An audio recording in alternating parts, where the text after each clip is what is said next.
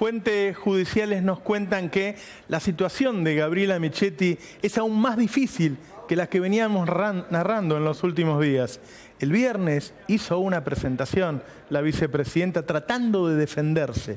¿Qué dicen en la justicia que la embarró más? Hoy hubo una nueva presentación del abogado denunciante Leonardo Martínez Herrero, en la que muestra todas las inconsistencias de lo que dijo la vicepresidenta Gabriela Michetti el viernes, y además agrega los datos que dimos nosotros a conocer en Economía Política ayer. Es decir, está el problema de que la vicepresidenta no puede explicar de dónde sacó los fondos que tenía en su casa, que no puede explicar las inconsistencias de esa fundación, pero además ahora se suma su relación con un tratante de personas como Carlos Morales Comini. Mirá, vamos a ver cuál es la presentación que hizo Michetti el viernes, porque dicen agravó su situación judicial. Y guarda, porque es una vicepresidenta que acaba de asumir y que uno no escucha que se la esté defendiendo lo suficiente en el gobierno. ¿Sí? Hasta ahora, por lo menos, uno no escucha que se la está defendiendo lo suficiente. Y sabemos que hay dos alas muy separadas y que en algún momento Gabriela Michetti, cuando se cortó sola para enfrentar a Rodríguez Larreta en la ciudad, enfrentó a Mauricio Macri. Entonces hay una cuestión judicial y una cuestión política que, como sabemos, después puede transformarse en una cuestión institucional. Le ocurrió a De la Rúa en el año 2000. Digo, vamos a ver cuál es la presentación para que veas cuáles son los problemas que está teniendo Gabriela Michetti para justificar lo que no son solo los $50.000, porque muchos periodistas dicen, bueno, es poco dinero. No, no, no. Primero, que es delito sean 50.000 o 5 millones. Pero segundo, es porque ya se sabe que por esa fundación pasaron millones de pesos. Vamos a ver la presentación que hizo Gabriela Michetti el viernes y después te vamos a contar por qué tiene problemas cada vez mayores. Miren, esta es la presentación que hace la defensa de Michetti y dice, tengas en cuenta que el objeto de esta causa no puede ser investigar a Suma, que es la fundación, en términos generales y abstractos, sino exclusivamente en la medida que se vincule con el hecho concreto que antes he señalado, la legitimidad o no del origen del dinero que me hurtaron. Es decir, está como pidiendo, bueno, ustedes no pueden involucrarse en la Fundación Suma, porque claro, la justicia avanza cada vez más sobre estas fundaciones que aparentemente habrían financiado la campaña de Gabriela Michetti para la vicepresidenta ahora y para la senaduría en 2013. Vamos a ver otra parte de esta presentación que se hizo el viernes y que no está siendo seguida por el periodismo. Respecto de la cantidad donada para los gastos de la cena de la fundación aludida, aproximadamente a 200.000. Pero la suma precisa que surgió cuando revisamos los aportes de cada donante, esto es como diciendo, yo solamente sé cuánto había dentro de la bolsa cuando le pregunté a la gente cuánto me había dado. Es una manera inteligente de desviar para ese lado. Había 189.500. Repito, hace 9 meses del hecho, la vicepresidenta dijo 20 veces más o menos 200.000 pesos. Pero sigamos. ¿Qué más dijo la defensa de la vicepresidenta? Le pedí a mi asistente, esto es muy grave, le pedí a mi asistente Santiago Riobo que me ayudara con una colecta de dinero para hacer frente a algunos gastos de organización de la cena anual de recaudación de fondos de la Fundación Suma. Viendo que se aproximaba la fecha de la cena, pedí que me enviaran el dinero, por lo que Santiago le dio a Juan toda la plata que se había juntado para que éste me la entregara. Bueno, acá hay una enorme contradicción con todo lo que había dicho la vicepresidenta hasta ahora, que está filmado. ¿Sí? Que hay un montón de tapes que contradicen lo que está diciendo ahora y que, piensa la justicia, está acomodando torpemente, dicen en la justicia, las cosas para que cierren. Pero se contradice, habló muchas veces la vicepresidenta del origen del dinero y no era esta la versión. Cambió la versión después de mucho tiempo en una presentación que hace ella y que, por lo que dicen en la justicia, arruinó y complica mucho más. Guarda, porque esto puede terminar en un procesamiento de una vicepresidenta que prácticamente acaba de asumir. Por eso la importancia de esto. ¿Y por qué también? Porque la justicia no le queda otra que seguir tirando. Y en esa fundación hay otros funcionarios de primer nivel, y porque además hay otras fundaciones en donde entonces está todo el gobierno de Mauricio Macri. Por eso la gravedad de esto, porque no es solo Gabriela Michetti la que queda acá muy mal parada. Vamos a... Esta la presentación de Michetti ya terminó, ¿sí? Ahora vamos a la presentación del abogado Leonardo Martínez Herrero, que hace un rato, en donde marca las inconsistencias de lo que pasó el viernes. Fíjate, esto se presentó hoy. El abogado Leonardo Martínez Herrero, que es el que está denunciando a la vicepresidenta, le dice: ante los medios dice una cosa. Mirá, así directamente, ante los medios dice una cosa. Tal como surge de la nota periodística del diario Clarín, que al momento de presentar la declaración testimonial y en sede judicial otra. En una de las dos falla a la verdad. Guarda con esto. Vos fíjate, acá directamente el abogado denunciante le marca lo que nosotros te acabábamos de decir. A ver, le dijo a los medios que habían ido distintas personas a llevarle dinero. Y ahora dice, no, vino una, por otro lado, a traerme este dinero. Digo, esto es un calco de lo que le pasó a Felisa Micheli y por eso le dieron 3 años y 3 meses de cárcel. La vicepresidenta no está pudiendo explicar. ¿Qué más dice en la denuncia de hoy, de esta tarde, el abogado denunciante? La recaudación que efectuó, conforme lo dice el escrito, no se ajusta a la normativa legal vigente. No dice si se... No se lee bien, Charlie. No dice si asentaron esas donaciones en los libros, si emitieron los recibos correspondientes y si devolvió el dinero hurtado. Recauda plata ilegítimamente. No se dan recibos, no se asienta en los libros, no lo devuelve y no pasa nada, absolutamente nada. Digo, es muy fuerte. Es lo que veníamos diciendo, pero ahora esto consta en un expediente judicial. Es muy fuerte. Es un montón de dinero que además el personal doméstico dijo que pasaba constantemente y que ya sabemos que son millones que pasaron por la Fundación Suma, totalmente irregulares, pero le salta muy rápido el abogado denunciante. Vos fíjate que la vicepresidenta hace una presentación el viernes y él le salta muy rápido el lunes porque ve los flancos débiles de la presentación de la vicepresidenta.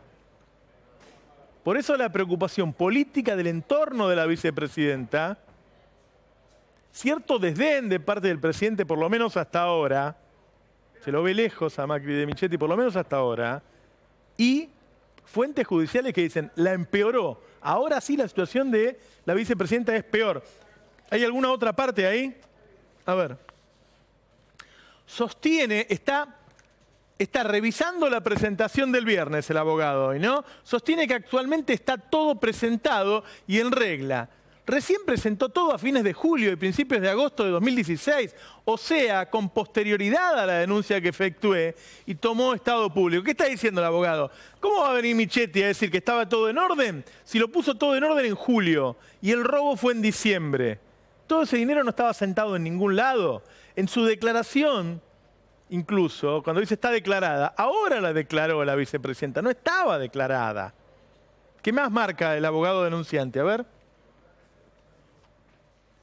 No dice por qué pagó sueldos en el 2014 por valor de 165.500, según el informe de transparencia que obra en la causa, sin tener empleados. Es decir, ¿cómo pagó sueldos si no tenía empleados? Esto es muy grave. Recién a fines de julio del corriente año se dio de alta como empleadora la Fundación Suma en la AFIP. Ahora se dio de alta como empleadora. Hace años que tenía empleados la Fundación Suma.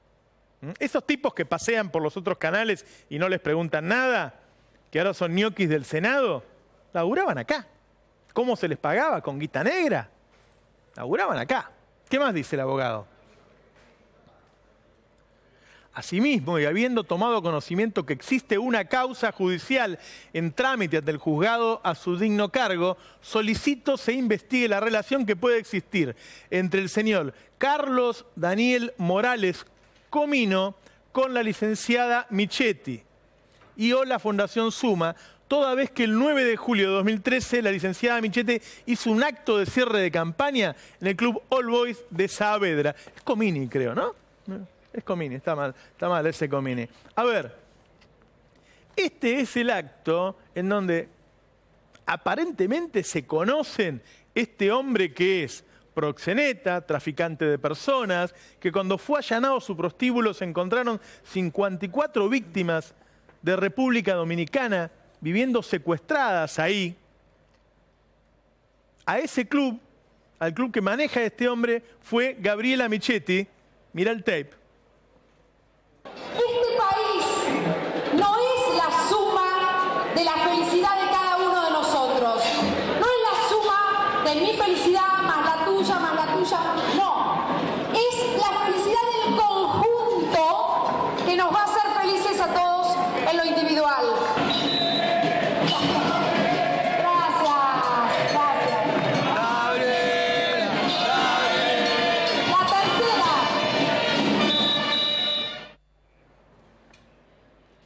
A ver, esta causa, la verdad, es que fue denunciada por la Alameda en 2013 y nadie le dio bola.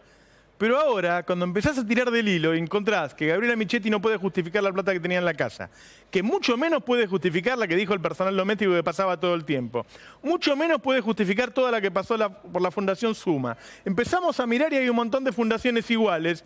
Entonces, vamos para atrás y encontramos las relaciones del gobierno de Cambiemos de la ciudad en la campaña para que Gabriela Michetti llegue a senadora con los prostíbulos, con el dueño de 7 prostíbulos en la ciudad de Buenos Aires. Y eso es un acto en los primeros días de julio. Un mes después, la persona que trabaja al lado de Gabriela Michetti, la ex legisladora porteña y hoy directora del Cedronar, Lidia Saya, le hace un llamado a este tratante de personas que hoy se dio a la fuga para decirle que participe en la campaña. Escuchá el llamado. Hola, hola. Sí, ¿quién habla? ¿Con el señor Morales? Sí, ¿quién habla? Sí. Hola. Sí, la escucho.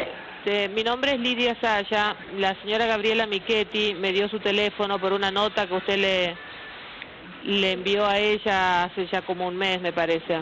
Sí, del Club Saavedra, de Alboy Saavedra. Sí. Ah, bueno. Me pasó, yo soy legisladora de la ciudad y trabajo con ella en el PRO y me dio su nota para que lo convoque, para charlar, para ver cómo lo podemos sumar a los equipos de campaña que arrancan ahora. Buenísimo. Muy contento. ¿En qué barrio estás trabajando vos? Yo estoy en Villa Devoto. En Villa Devoto. Vivo en Villa Devoto y trabajo en microcentro. Ah, genial. Nosotros ahí en zona, no exactamente en Devoto, pero en Villa del Parque tenemos un local de gente que está vinculada directamente con Gaby. No sé si estuviste por ahí, no tengo acá la dirección exacta, después hacemos un contacto. ¿Querés que organicemos algún día? ¿Te queda bien venirte para el centro, para la legislatura? Yo estoy todos los días porque tengo una pequeña oficina y manejo los tiempos, así que me encantaría cuanto antes. Bueno, hoy todo esto se incorpora a la denuncia. Sí, Gabriela Michetti va al club de este proxeneta. Un mes después, su persona de confianza, la legisladora porteña Lidia Saya, lo llama y lo invita a ir. Hay pruebas de que fue este tratante de personas a la legislatura y cuando lo invita a participar en la campaña uno sabe que este hombre que era dueño de 7 prostíbulos y tenía 54 chicas dominicanas secuestradas, no iba a ir a pegar carteles, lo estaba llamando para que ponga guita para la campaña. Esto es muy grave y esto ahora esto que mostramos ayer, está en el expediente del juez Lijo y se empiezan a unir estas causas. ¿Sí? Ahora, habrás notado que prácticamente lo estás viendo en este canal solo. Es decir, está avanzando la justicia sobre la vicepresidenta y nadie te lo cuenta. Ahora, en poquitos minutos, vas a entender la promiscua relación entre el periodismo y el PRO que hace que no te lo cuentan. Y parte de eso prácticamente lo confiesa el viernes la vicepresidenta. Mirá, en la presentación que hizo el viernes la vicepresidenta dio el listado de aportantes a la Fundación Suma. Vamos a verlo. Ya de por sí es raro, ¿no? Porque, a ver, es una fundación donde se ponían plata ellos mismos. O sea, Gabriela Michetti dice, uno que ponía plata es Andrés Ibarra, ministro de Modernización del Estado. Es decir, el tipo era parte de una fundación y ponía plata en otra. Era muy raro, pero bueno, ella tiene que justificar quién ponía esa plata. Vamos a ver, ¿quién más puso plata, según la presentación de Gabriela Michetti el viernes, en esta Fundación Suma, hoy muy investigada y muy sospechada de haber financiado con guita blanca y negra la campaña de Gabriela Michetti? Daniel Chaín, esto es la presentación de Michetti, Daniel Chaín, secretario de Obras Públicas del Ministerio del Interior. Uno ya no sabe si son nombres que se usan ahora para poner ahí o si para llegar a ministro primero tenías que poner guita en la fundación. ¿Sí? Pero es raro. Esto lo dijo Michetti en su presentación el viernes, Es oficial, está en el expediente. ¿Quién más dice Michetti que fue donante de la Fundación Suma?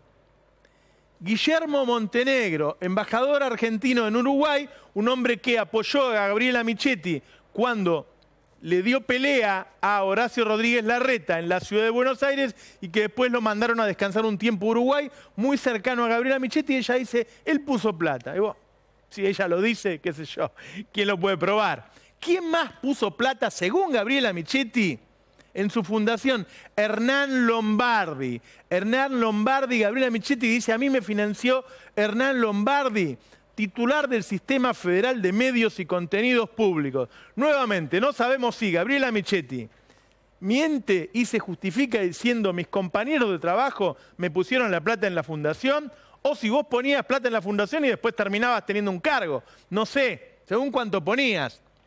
A ver, ¿quién más dijo Gabriela Michetti el viernes que puso guita?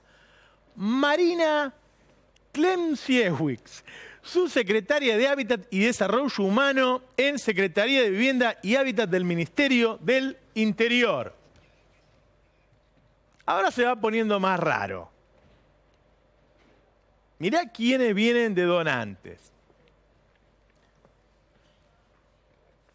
Fernando Subirats es el gerente periodístico de Radio Nacional. Acá estaríamos teniendo un problema, como dice un amigo mío, porque este muchacho debería estar a esta hora informándote del grave problema judicial que tiene la vicepresidenta. Es decir, está habiendo un problema de promiscuidad entre los medios de comunicación, los periodistas y el PRO en el gobierno ahora, que hace que vos, ¿cómo corno te vas a enterar de lo que le pasa a la vicepresidenta?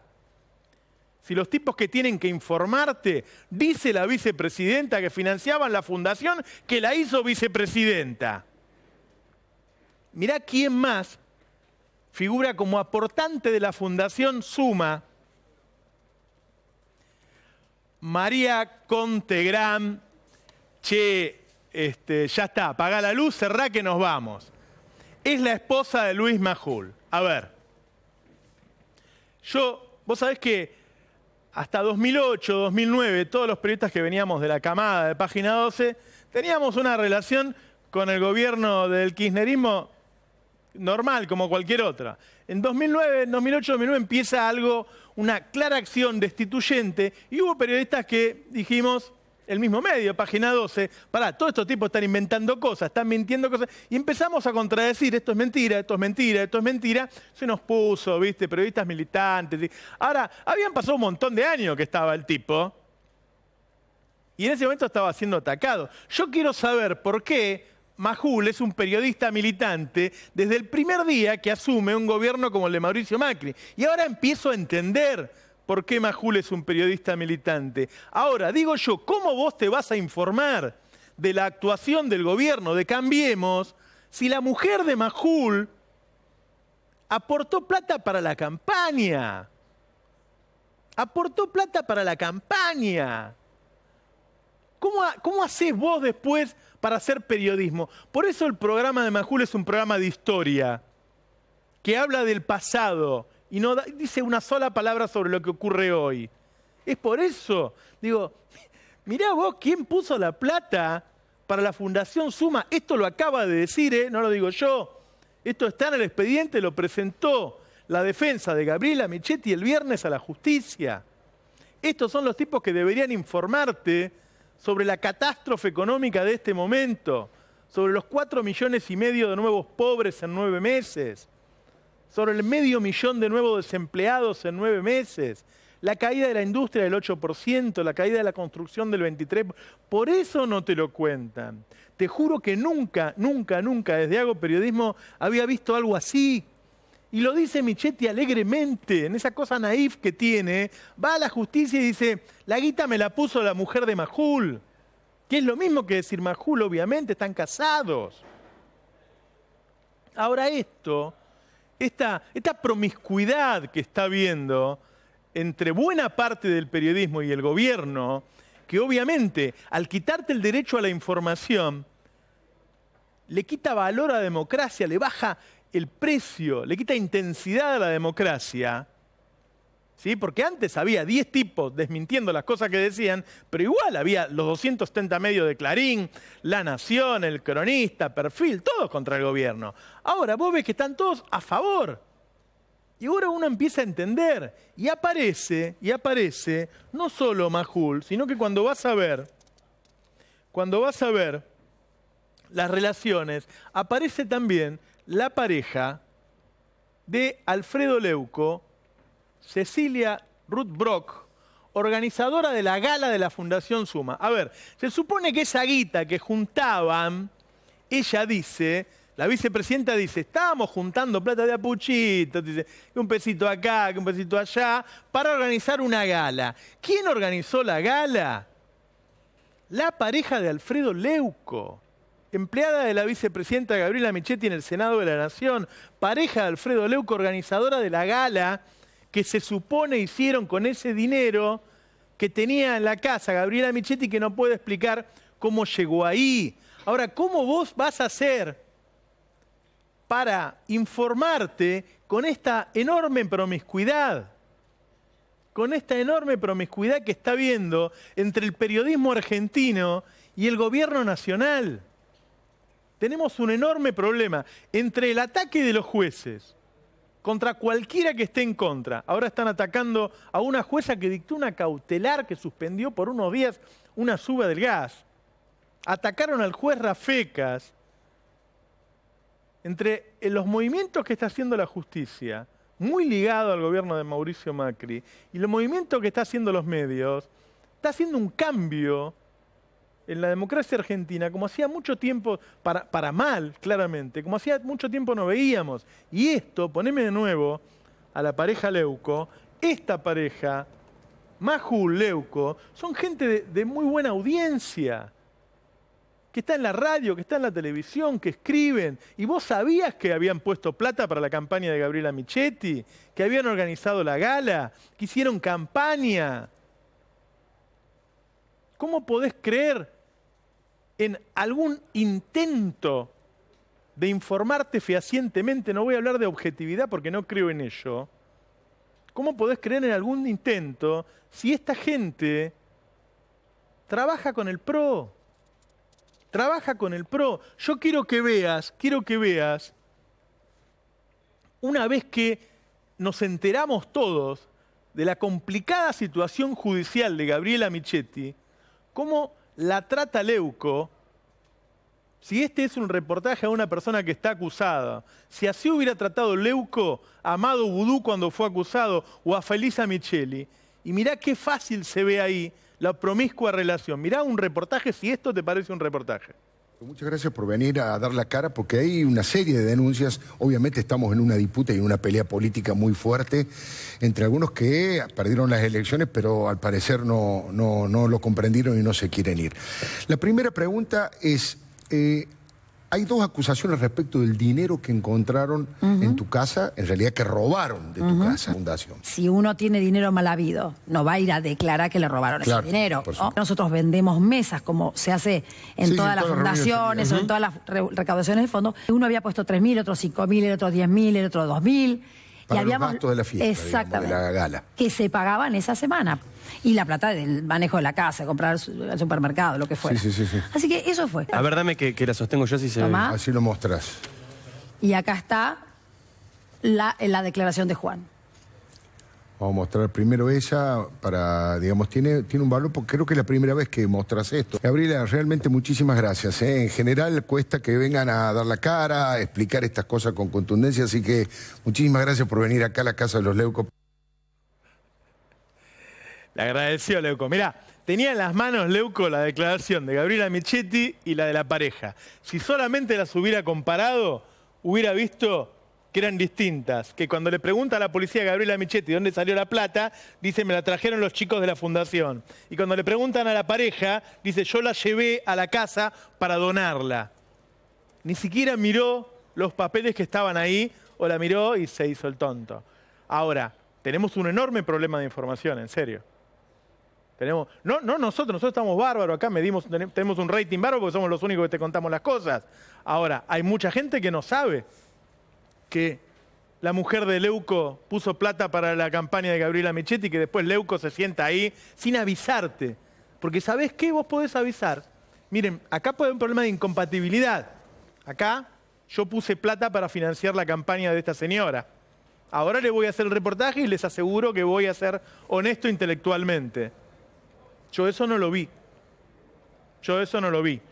Pero lo otro fuerte que pasó este fin de semana fueron las audiencias públicas por la suba del gas, porque quedó en los diarios del lunes como que el gobierno hubiera aflojado y te hubiera cobrado menos y qué sé yo. Y la verdad es que lo que surge a partir de ahora, de lo que te van a cobrar en el gas, es mucho más que lo que nos iban a cobrar antes de toda esta pelea. Bueno, el que tiene los datos es Darío Gaño. Sí, Roberto, porque trabajamos con el Destape, vimos qué es lo que se viene. En realidad lo que se pasó es que se va a abrir la puerta a que vengan aumentos más grandes, ¿no?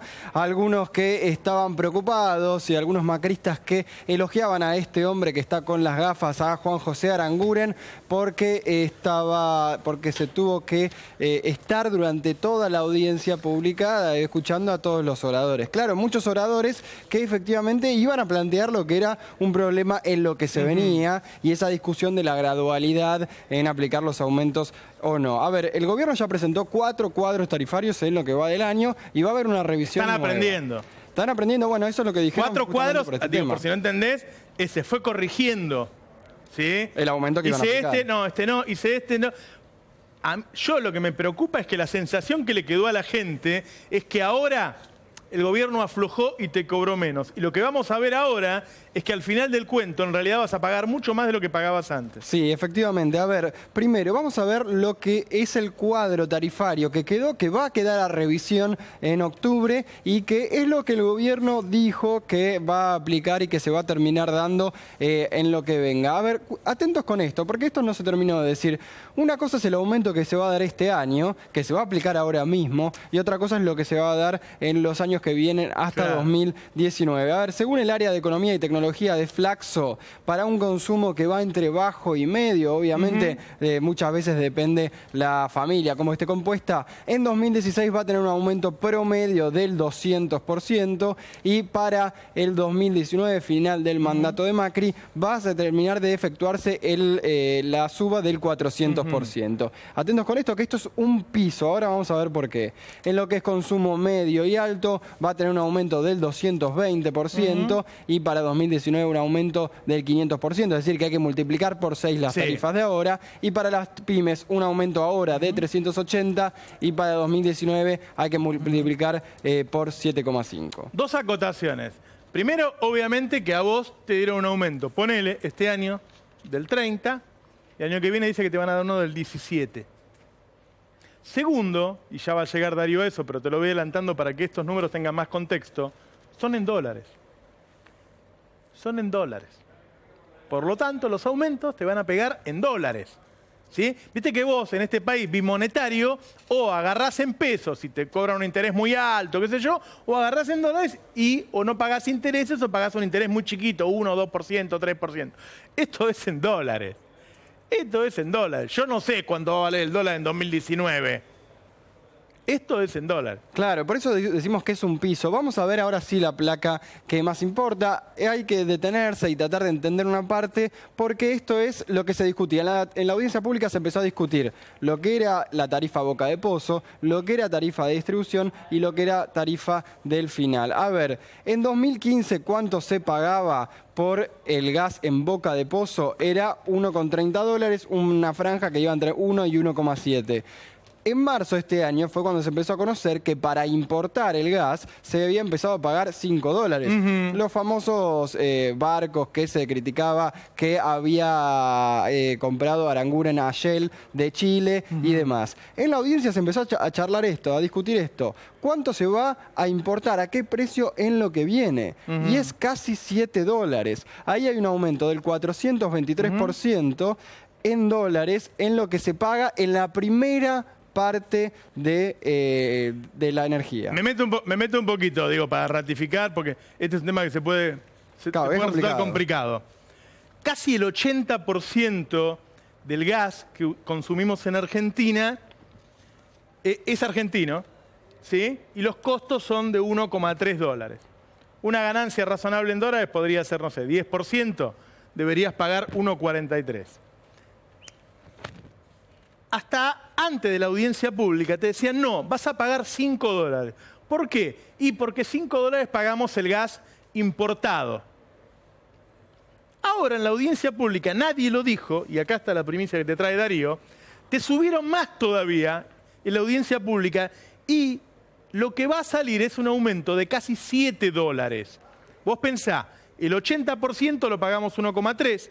Cuando salimos a importar, la mayoría lo importamos a 5 y un poquitito, menos del 10% de la que consumimos a 6,8. Bueno, le vamos a pagar a todas las empresas, a las que sacan el gas de acá a 1,3, a las que traen a 5, a todas le vamos a pagar $7. Esto es, ¿te acordás que se decía, bueno, Argentina le subsidia el gas a los ciudadanos? Bueno, esto es subsidiar a las empresas. Esto es, ahora los ciudadanos subsidiamos a las empresas. Tienen un costo de 1,3, le pagamos 6,8. Las empresas ganan un 423%. Esto es un gobierno para ricos. Cuando te decimos que es un gobierno para ricos, y esto no te lo explicó nadie. Que eso es lo que se va a trasladar a precios, y ese es el problema. A ver, para explicarlo también... Además no sabemos cuánto vale el dólar. Por eso, más la devaluación, y más que esto también es una fuente inflacionaria. Guarda que así empezaron los 90. Cuando le pusimos precio en dólares a la energía, es cuando se fue todo al carajo. Déjame ir a eso. Primero, esto es una fuente inflacionaria. Cuando suba el precio, eso es un piso para el índice de inflación de cada mes que efectivamente se termine de aplicar eso. Pero segundo, esto es parecido a lo que pasaba con los productos del campo cuando se discutían las retenciones. Supongamos que se produce un vaso de agua en el país, que hay un productor que lo produce y que en Argentina el precio está en 10 pesos, fijado en 10 pesos, y el precio internacional en 20. Lo que dice el productor es, déjame venderlo en el exterior o venderlo en la Argentina a 20 pesos. Está bien, es un vaso de agua, una copa en este caso, pero el tema es que, y es un poco lo que se discutió en las audiencias, que lo que muchos gobiernos que tienen o producen en su país, lo ven como un activo estratégico. Acá lo empezaron a ver como un commodity como la soja o como eso que se vende en todas partes del mundo al mismo precio. Es decir, como una mercancía más y no como un activo para potenciar a las industrias, para que tu gente viva con calorcito o que esté bien en el verano. Y ese es el principal o la principal diferencia, y por eso es que el aumento que se va a venir es mayor al anunciado por estos días por los voceros en distintos medios. Es decir, de estas audiencias públicas en donde todos los medios te contaron, claro, si los tipos financian la campaña de Michetti, ¿qué te van a contar? Que el gobierno había aflojado, que te cobraba menos, que no. En realidad lo que salió de las audiencias públicas es un aumento en dólares, que no sabemos cuánto va a valer el dólar, del 423%. Ahora nosotros subsidiamos a las empresas energéticas. Sí.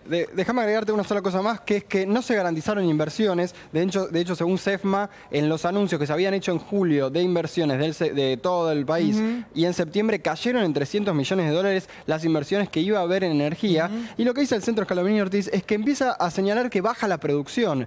Dice, ojo, porque esto es abrirle la puerta a que se privatice toda la parte estatal que tienen las petroleras, que son las grandes ganadoras de todo esto que salió de las audiencias públicas y de todo la matriz energética que planea el gobierno. Por eso Juan José Aranguren dijo en el mini Davos el otro día que va a decidir el sector y no el gobierno.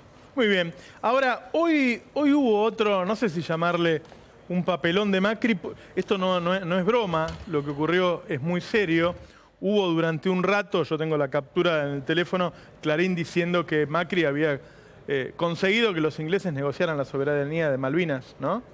Yo realmente estoy consternado por lo que pasó. Y Roberto, buenas noches, y buenas noches a Darío y a todos los televidentes. Y le agradezco la predisposición a gente muy seria que trabaja en la Cancillería y que está en la comitiva, y gente que está también aquí, con la que estuve conversando el día de hoy, y estuvieron tratando de bajarle el tono, y yo les agradezco la deferencia de la información que nos han alcanzado, de detectar que no es un papelón, pero la verdad es que es difícil no usar esa palabra para la desmentida de Susana Mabel Malcorra al presidente de la República. Realmente un papelón que yo hace muchísimo que no veo intragobierno entre un subordinado, que eso es jerárquicamente Susana Malcorra, aunque a nivel mundial sea mucho más reconocida que el propio presidente, y la cabeza del Estado. A ver, si las cosas hubieran sido como dijo Macri, era una de las noticias más importantes para Argentina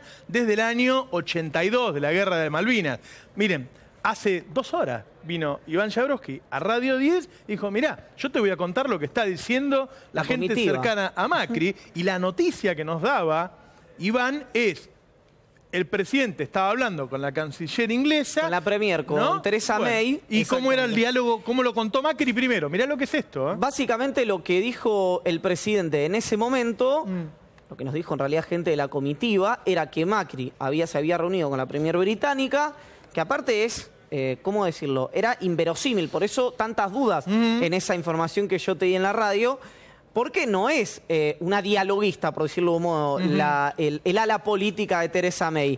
¿Qué había dicho el presidente? Que le había hablado en una reunión ocasional de la soberanía, que había que sentarse a hablar sobre la soberanía de las Islas Malvinas, y que Theresa May se había mostrado de acuerdo y con voluntad para hacer eso. Bueno. Esa era, imagínate, o sea, si Macri había conseguido que el gobierno inglés dijera, de acuerdo, vamos a negociar la soberanía de Malvinas. Pues, bueno, era presidente 20 años seguidos, digo. Es el gran tema nacional, el que nos une a todos, esa demanda. ¿Cuánto duró la versión de Mauricio Macri? Duró hasta que Susana Malcorra habrá visto el revuelo que causó en ámbitos diplomáticos la declaración del presidente, se habrá agarrado la cabeza y habrá dicho, tengo que apagar lo más rápido que pueda este incendio. E hizo algo que no ocurre, que es que un ministro desmienta al presidente de la nación. No ocurre, no están las variables que este país tiene como delimitada de lo que es posible institucionalmente. Pero ahora en 30 segundos te muestro el comunicado de Cancillería que llegó recién, hace minutitos. Pero vamos a escuchar qué decía hoy el presidente en la 71ª sesión de la Asamblea General de las Naciones Unidas. Nuestro llamado al diálogo con el Reino Unido, como mandan tantas resoluciones de esta organización, para solucionar amigablemente la disputa de soberanía que tenemos hace casi 2 siglos por las Islas Malvinas, Georgia del Sur, Sandwich del Sur y los espacios marítimos circundantes. Hemos dado muestras de interés en avanzar en nuestra relación bilateral, que puede y debe ser mutuamente beneficiosa. Por eso confiamos también que será posible activar una solución definitiva a este prolongado diferendo. Bueno, esto fue previo a la declaración que tuvo el presidente. Yo lo digo sin ningún afán de actuar una falsa ignorancia, que además la tengo. Pero este tipo de cuestiones no entiendo por qué en cuestiones tan sensibles el primer mandatario de la Argentina siempre hace lo que en fútbol se denomina un además. ¿Viste? El defensor que pasa uno, después quiere tirar el caño al enganche, se la roban, le hacen el gol. En este caso quien se la robó fue la ministra de Relaciones Exteriores, Susana Malcorra. Este que vemos acá en el wall, Roberto, es el comunicado de Cancillería. Ahí lo vemos a pleno. Malcorra es de Comunicación Pública de Presidencia. Malcorra precisó los alcances del diálogo del presidente con la primera ministra Theresa May. Precisó los alcances es una manera elegante que usa la Secretaría de Comunicación Pública. Sí. La canciller señaló esta noche que el presidente habló con la primera ministra británica, Theresa May, sobre la posibilidad de tener un encuentro más específico para avanzar en los múltiples temas que tenemos, entre los cuales está Malvinas, que para nosotros es prioritario. Y aquí, abajo, no sé si el graf lo tapa, pero yo se los leo. Por supuesto, la primera ministra dijo que se encontrarían, pero no es que se habló de una hoja de ruta o dónde van a ser los próximos pasos, que este tema esté cerrado y arreglado y avanzado, añadió la canciller. ¿Se entiende? Sí, sí, sí. Hablaron de un marco general de cuestiones vinculadas a acuerdos bilaterales, incluso el firmado, que no sabemos si es un comunicado, un acuerdo o qué, lo que firmó Londres con Buenos Aires, pero esto es, aunque la Secretaría de Comunicación Pública, la Cancillería, con mucho tino y mucha muñeca política, lo quieran hacer parecer simplemente una aclaración, es un bochorno. Es un bochorno. Pero además, habían dicho que la contestación de la funcionaria británica había sido de acuerdo. De acuerdo. De acuerdo. Está con nosotros Alicia Castro, ex embajadora del Reino Unido. Muchas gracias por haber venido. Vamos a una...